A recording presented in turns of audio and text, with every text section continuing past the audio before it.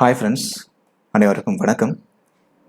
இந்த வீடியோவில் நம்ம என்ன பார்க்க இருக்கோம் அப்படின்னா, டிஎன்பிஎஸ்சி பொதுத்தமிழில் 9th ஸ்டாண்டர்ட் பொதுத்தமிழில் ஒரு வினாக்கள் பார்க்க போகிறோம். சரிங்களா? ஸோ ஒன்லைனில் பார்க்க இருக்கிறோம். ஸோ வீடியோ ஸ்கிப் பண்ணாமல் ஃபுல்லாக பாருங்கள். இந்த வீடியோவை உங்கள் ஃப்ரெண்ட்ஸுக்கும் ஷேர் பண்ணுங்கள். தில்லையாடி வள்ளியம்மை. தில்லையாடி வள்ளியம்மை பிறந்த ஆண்டு 1898 ஆண்டு. ஸோ தில்லையாடி வள்ளியம்மை எப்போ பிறந்தாங்க அப்படின்னா 1898 பிறந்திருக்காங்க. இவங்க பிறந்த ஊர் பார்த்தீங்க அப்படின்னா ஜோகன்பர்க்ஸ், தென்னாப்பிரிக்காவில். ஜோகன்பர்க்ஸ் அப்படின்றது சவுத் ஆப்பிரிக்காவில் இருக்குது. அங்கே தான் அவங்க பிறந்தாங்க. தில்லையாடி வள்ளியம்மை எங்கே கைது செய்யப்பட்டார் அப்படின்னா வால்ஸ்ரெஸ்டில். ஸோ தில்லையாடி வள்ளியம்மை எங்கே கைது செய்யப்பட்டாங்க அப்படின்னா வால்ஸ்ரெஸ்டில் கைது செய்யப்பட்டாங்க. தில்லையாடி வள்ளியம்மை வால்ஸ்ரெஸ்ட் என்னும் இடத்துல எந்த ஆண்டு கைது செய்யப்பட்டாங்க அப்படின்னா 23 டிசம்பர் 1913 கைது செய்யப்படுறாங்க. 23 டிசம்பர் 1913 இவங்க கைது செய்யப்படுறாங்க. தில்லையாடி வள்ளியம்மையின் பெற்றோர் முனுசாமி மங்கலம். ஸோ தில்லையாடி வள்ளியம்மையோட பெற்றோர் முனுசாமி மங்கலம். சிறை தண்டனைக்காக நீ வருந்துகிறாயா என்று வள்ளியம்மையோட கேட்டது யார் அப்படின்னா காந்தி கேட்குறாரு. ஸோ ஜெயிலுக்கு போனதுக்காக நீ வருத்தப்படுறியா அப்படின்னு சொல்லிட்டு வள்ளியம்மை கிட்ட யார் கேட்டது அப்படின்னா காந்தி கேட்குறாரு.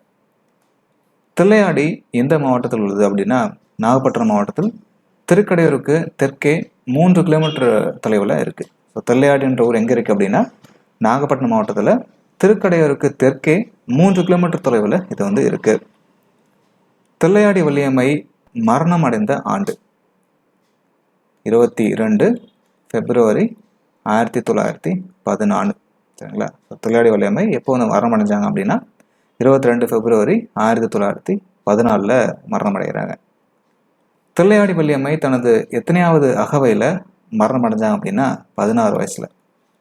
ஸோ தில்லையாடி வள்ளியம்மை அவங்களோட 16வது அகவையில் மரணம் அடைகிறாங்க. என்னுடைய சகோதரியின் மரணத்தை விடவும் வள்ளியம்மையின் மரணம் எனக்கு பேரிடியாக இருந்தது அப்படின்னு சொல்லிட்டு சொன்னது யார் அப்படின்னா காந்தியடி. இதை ஒரு பத்திரிகையில் எழுதியிருப்பார். அது என்ன பத்திரிகை அப்படின்றத அப்படின்னா இந்தியன் ஒப்பீனியன்ல எழுதியிருப்பார். நம்பிக்கைதான் அவரது ஆயுதம் என்று தில்லையாடி வள்ளியம்மை குறித்து காந்தியடிகள் எந்த இதழில் எழுதியிருக்காரு அப்படின்னா இந்தியன் ஒப்பீனியன்ல எழுதியிருப்பார்.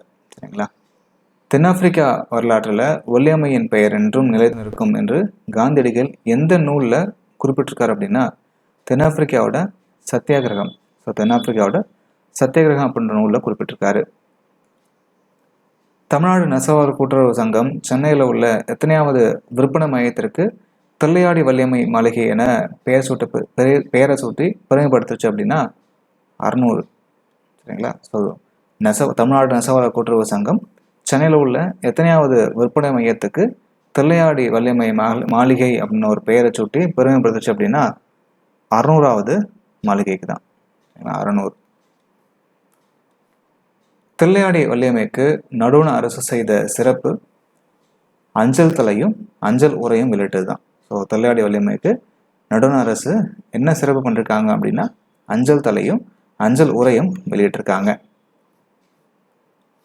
காந்தியடிகள் தமிழர் மீதும் தமிழ் மொழியின் மீதும் மிகுந்த ஈடுபாடு கொண்டதற்கான காரணம் தில்லையாடி வள்ளியம்மை.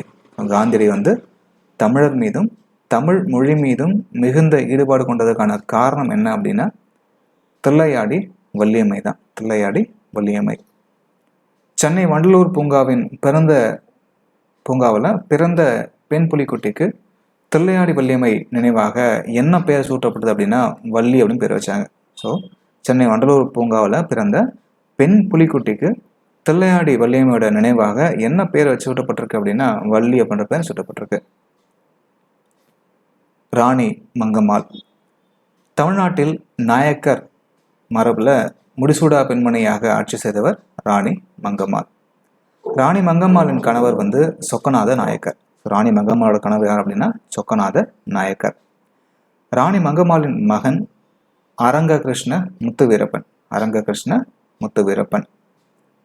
முத்துவீரப்பன் மனைவி பார்த்தீங்க அப்படின்னா சின்ன முத்தம்மாள். ஸோ முத்துவீரப்பனுடைய மனைவி சின்ன முத்தம்மாள்.